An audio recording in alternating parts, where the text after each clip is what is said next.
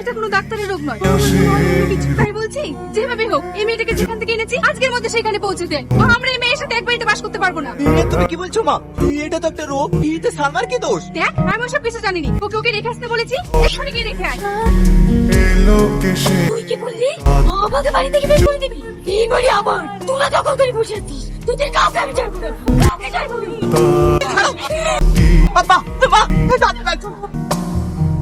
উনি তুই না থাকলে না আমাদের মেরে ফেলতো। তুই তাড়াতাড়ি এই কথা থেকে বাড়ি থেকে তাড়া না, এবারে কাউকে বাঁচতে দেবে না, তোকেও না। কি বলতে বলছো আপা? ও সব আত্মহত্যা বলে কিছু হয় না।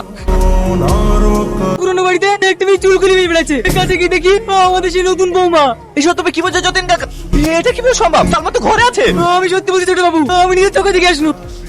সালমা, এবার তো বিশ্বাস হলো? আমি তোকে বলিনি সালমা কোনো সাধারণ মেয়ে না, ওর মধ্যে অশুভ আত্মা আছে।